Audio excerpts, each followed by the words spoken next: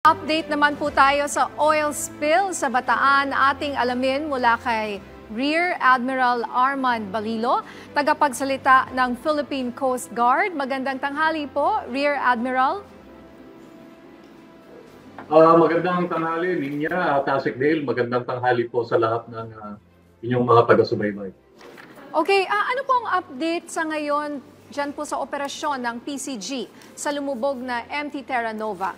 Ilang valves na po ba ang naselyuhan at nako-contain naman po ba natin ito? Kaninang umaga, Ninya, ay nagkaroon kami ng pagpupulong kasamang salvage company na siyang namamahala doon sa operation para maka-recover natin yung langis oil tanker. Sinabi nila sa atin na from specialized canvas na ginamit sa pagpapatch ng valve, ay papalitan nila ito ng metal cap. Nais nilang masigurado na bago magsimula ang siphoning, ay ma-eliminate yung mga risk na kaakibat nitong magiging operation nila.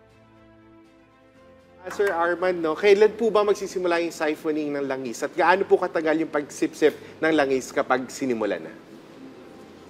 Dale, Asik Dale, ang sinabi sa atin ay ang priority nila ngayon ay yung capping, yung paglalagay ng metal capping. At aabutin ito ng 14 days. At after 14 days, saka lamang na po natin siya masisimulan yung siphoning. Ang paliwanag nga sa atin na Asik Dale ay dinadahan-dahan nila itong procedure sapagkat ayaw natin na magkaroon ng pagkakataon na during the operations ay tumagas lalo yung langis.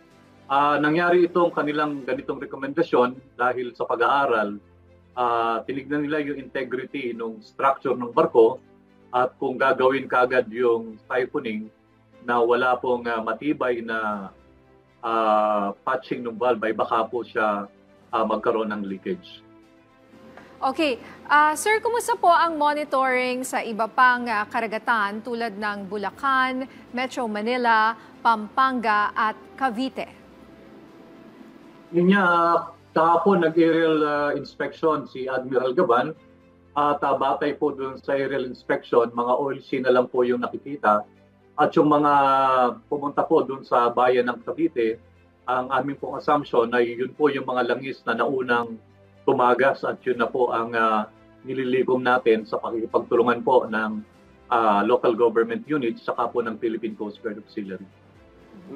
Sir, may update na rin po ba kayo sa isinagawang water sampling ng UP Marine Science Institute? Wala pa, Asik Dale. Inihintay din namin yung report ng UP Marine Science Institute at sila naman ay patuloy ang coordination sa atin.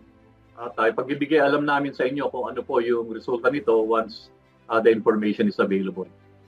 Okay, sir, ano naman po ang update dito sa pangalawang motor tanker na MT Jason Bradley na lumubog din dyan sa Bataan? Ano po ang assessment ng PCG sa pinsalang dulot nito? Nandun na po yung mga tauhan natin at na may mga equipment katulad po ng oil spill boom at dispersant.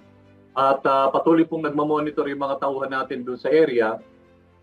Ang gusto ko lang sabihin dito, Ninya, hindi po tayo dapat mangamba dito sa Bradley sapagkat ang laman lang po nito ay diesel at hindi po ito magiging cause ng alarm sapagkat ang diesel po ay isang light oil na maari pong mawala sa heat of the sun at sa pamagitan po ng mga galaw ng dagat o yung sinasabi nating ordinary weathering procedure. Okay. Sir, bukod po dun sa dalawang motor tanker ay may isa pang barko ang naglalabas di umano ng hazardous material sa bahagi ng Mariveles sa Bataan. May detalye po ba dito, sir? Opo, ito yung sumadsad na barko dun sa Mariveles, Bataan. At ang laman po ito ay 2 drum ng heavy fuel at yung isa po ay pinaniniwalaang tumagas. Ang laman lang po nito ay sa isang drum ay 200 liters at kaya po nandun na rin po yung mga tauhan natin para po likumin yung mga langis na tumagas at maglagay ng oil spill boom para hindi na po kumalat dun sa mga baybayin ng Mariveles, Bataan. Okay. May tutulong po ba sa PCG? Balita ko, yung US, tutulong daw sa pag-siphon. Tama po ba nung oil? Hindi po, yung US Coast Guard po ay magpapadala ng 7-man team. Ito po ay mula po sa NOAA, yung National Oceanic and Atmospheric Administration ng US Coast Guard, na sangay ng US Coast Guard, natutulong po sa assessment tsaka dun sa coastal management pagkatapos po nitong oil spill.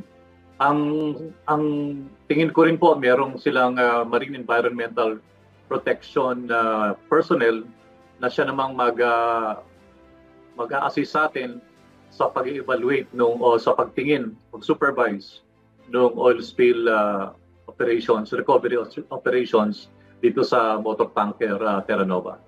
Okay. Kailan po sila ina-expect na dumating?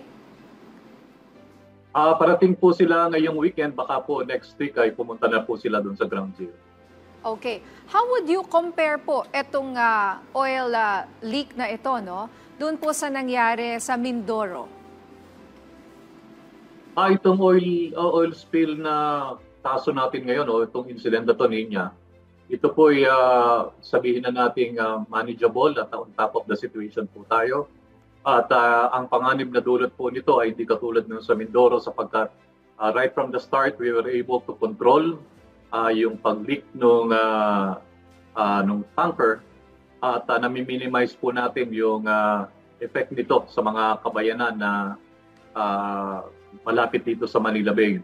Although hindi po tayo nagpapakampante, alam po natin ang panganib nitong oil spill, lalong-lalo na po na 1,400,000 ang laman nito, kaya po lahat ay ginagawa natin para mapadali sana yung paglikom ng langis. Kaya lang, ayaw din nating i-rush, ayaw nating magpadalos-dalos dito at sinisigurado natin na walang risk kapag ito po ay sinimulang siphon para nang sa ganun hindi tayo magka-problema ulit. Okay. Ano po yung kumbaga ending nito, no? Will you kukunin niyo uli yung tanker? I-ahon niyo po ba eventually? Ang nilahad pong plano sa atin ay una, pwedeng palutangin at dalhin sa Pampang, at pangalawa po ay bawasan yung kargang langis ng tanker, at pagka nabawasan po ay dahan-dahan natin dalhin po sa shallow portion ng Limay, Bataan, at doon po itutuloy yung pagsasipon ng langis doon sa remaining na langis na may iwan po. So all in all, gaano ho katagal itong mga proseso na ito? Hindi ko na masabi niya, no? Sapagkat pinauubayan na natin doon sa mga marine engineers tsaka doon sa mga naval architect yung operations nito, at tayo ay nagsusupervise at tumatanggap po ng report mula sa kanila, at sila yung mga experts dito, at tinatanong din namin sila kung gaano katagal, at sinasabi naman nila sa atin na once na malagay na po yung metal capping at masigurado na wala ng risk tumagas, ay magsisimula na po kaagad yung siphoning. Sir Arman, siguro po mensahe o paalala na lang po sa ating mga kababayan. Well, tuloy po ang operasyon ng mga tauhan ng Philippine Coast Guard tsaka po ng salvage operator sa lahat ng mga barkong nagkaroon ng problema dito sa bayan ng Bataan. Ang assurance lang po namin ay hindi po tayo titigil hanggat malagay natin sa ayos yung pong problema at mapigilan po natin yung pagkalat ng langis dito sa mga barkong ito. Maraming salamat po sa inyong panahon, Rear Admiral Armand Balilo, spokesperson ng Philippine Coast Guard.